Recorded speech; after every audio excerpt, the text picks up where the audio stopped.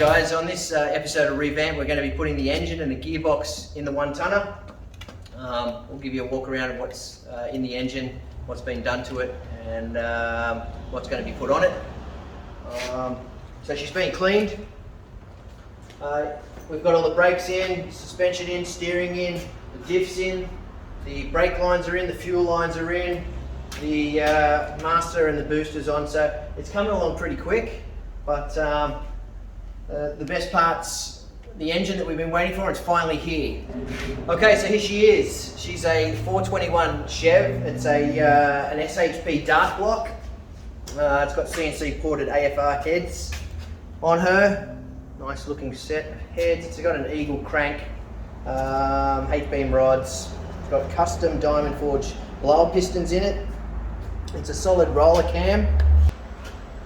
It's got Howard's lifters in it. It's got T&D shaft mount roller rockers, ARP studs all the way through as normal and decent engines. It's an 871 blower from the blower shop. And sitting on top of that is some Holly Brawlers 750 carbies. Got a billet base plate and metering blocks in it. So it's a nice engine. It looks nice. I think it's going to go nice. We're very excited to put it in. We've been waiting a while for it to get here finally. So that's what we'll be doing this week, putting it in. We've also gone with some custom headers that we picked up. They're 4x1, 1 7/8 to 2-inch primaries. The only thing we're going to do is change the flange on the end of it. Instead of having the 3-bolt, we're going to put 4-bolt on it. That's something that we prefer. They're going to come out pretty nice. They're going to look good on the car. We're also going to be running a Turbo 400. It's full manualized. It's got a Dominator 3500 stall in it. That was dropped off a couple of days ago. We're going to mount that on the Rod Shop's cross member. So hopefully it goes really well. Should sit in nicely. I don't think it'll be too much problems. There's no front end on the car, so it makes it a lot easier to do everything. Okay, hold the press. We found out that we've got some time to take it to A1 Automotive and get it dynoed before we put it in the car. Okay, so we just took the rocker cover off to put in some breathers. Heli breathers. Yeah, so come on now. And having a looking at the TD roller rockers. They look pretty nice. Yeah, pretty fancy actually. Yeah, very fancy. They're it's got the shaft mount. Shaft mount generally higher RPM. And like this one's offset for the valve location and everything. Yeah, so, very fancy. Yeah, trip bit a year actually. So what we're doing is we're getting it set up to take her to the dyno, engine dyno tomorrow, back down to A1 Automotive and run her in. Well, Give actually, a few power runs and see how she goes. this one will make some serious noise and will make some serious power because this will be supercharged on the dyno, unlike the LS motor we just did. It's going on with the 871 and everything. Yeah. And she'll be ready, full power to bolt into the 1-tonner. Very exciting times. Alright, as Jimmy was saying, we've managed to get this squeezed in at the engine dyno. They had a bit of an opening for us. So I've got our AM fittings in our rocker covers for our breather tank later on. Going to get these, just button them back up. We've got to make a set of leads. We've got a set of MSD multi-angle universal fit from the guys up at RCE Performance. We're going to make those up. We've got to get a dipstick, check the oil level, just have a quick look over it. We've got to make some fuel lines, get our fuel regulator on. Whether they'll use our fuel regulator or not, I'm not sure. So, and The other thing, we've got to get some vacuum fittings for some additional vacuum lines for the programmable MSD unit that we have for it. The only other things then is flex plate, starter motor, just make sure we take those kind of things and some fuel. Then we'll be ready for engine dyno. There we go, simple bit of hose. Done. Easy fit of funnel, decent sized funnel in there. No problems, no leakage, perfect. Simple.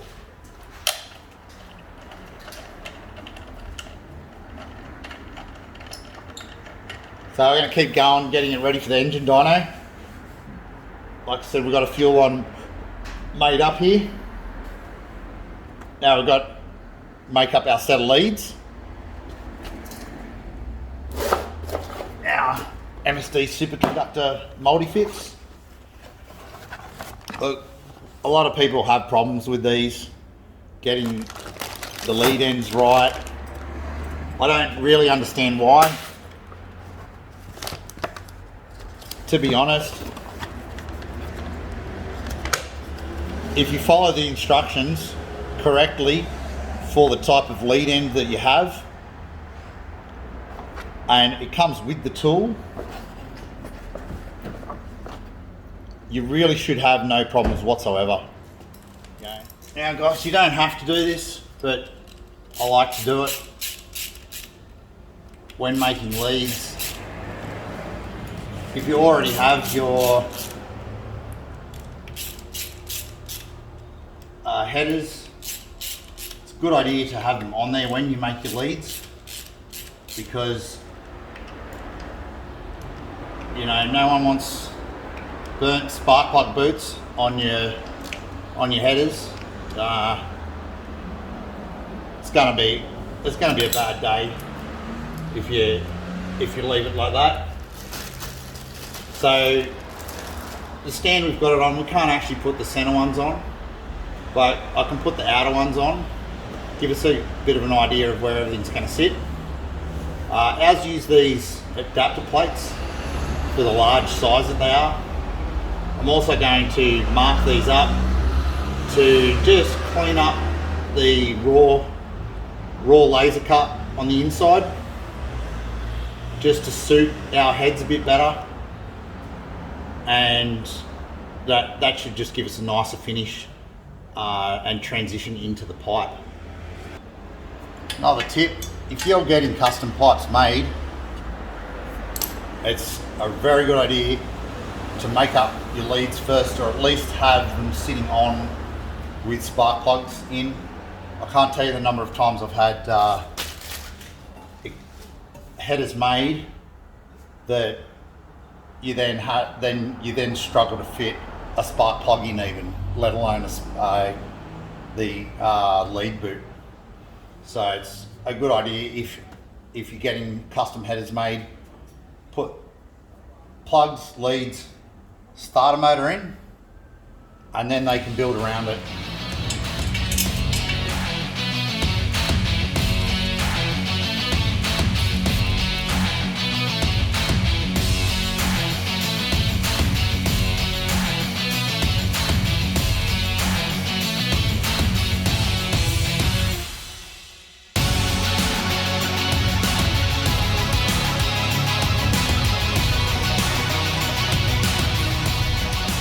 So there she is on the dyno. Toby's wiring up the MSD ignition controller and the coil, and then we're going to give it a couple of run-in heat soaks, and tomorrow night I think we're going to come back and do a few power runs, see what she makes, and then hopefully get her back and sit her in the tonner again. So we're using the MSD blaster coil, HVC. There you go. And we're coupling that with the MSD 6AL2 programmable.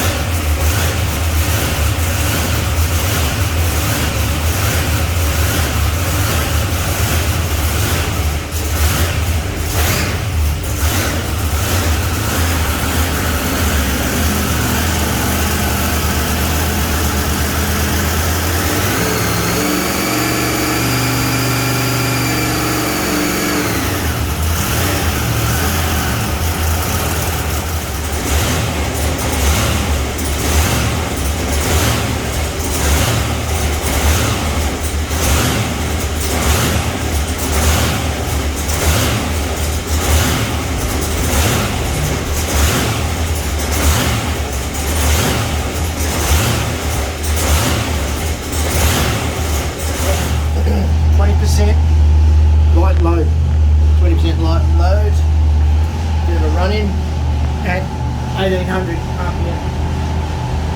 And how long do we run it like this for? At least 20 minutes to bed the rings in properly. Yes. Okay.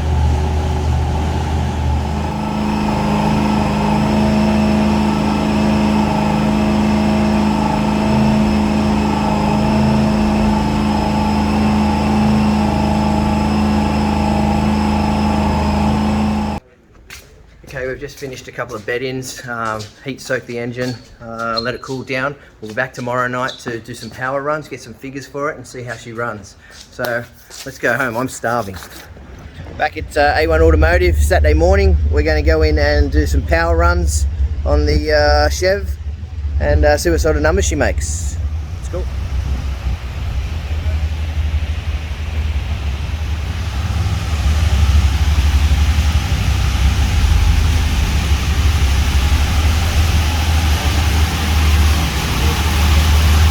How are you, boys?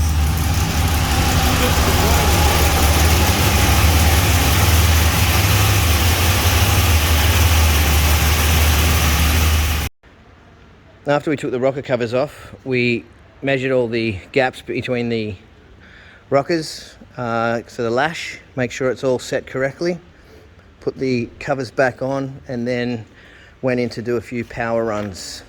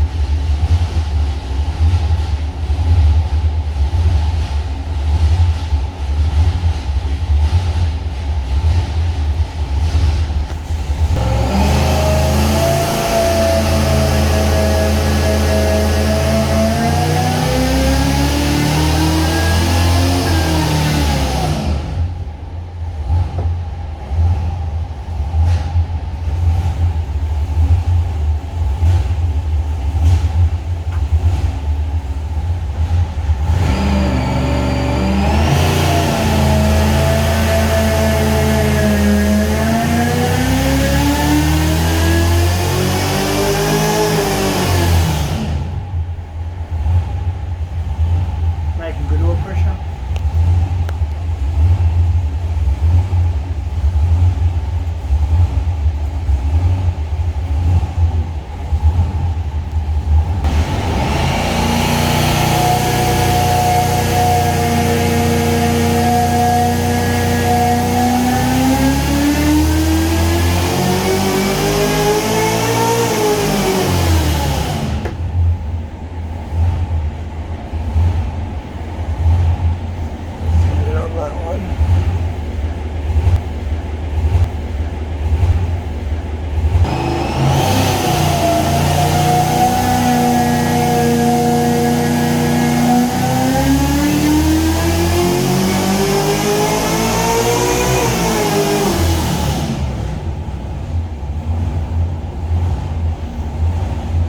There you go, look at that fresh air.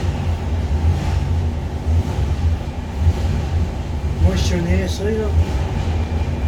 It's not a very good day to Dyno. Nah. Well, there she is, 750 horsepower, 621 pound-feet of torque. It's got a little bit more on it. We left it on 28 degrees while we're dynoing it, so a little bit of room to move once it's back in the car. We'll pick it up this week and start putting it back in the one-tonner. I just wanted to say thanks to Wayne and Dave at A1 Automotive for getting us in as quick as they did, and the job that they did was fantastic. So we've got a lot of other videos on here about the one-tonner, the fuel system and the brake lines, all that sort of stuff. So if you haven't seen the progress of it, go and have a look at them and catch up to date. If you haven't already subscribed, there's a little yellow V down here in the corner. Please like and subscribe. We appreciate all the help and the feedback.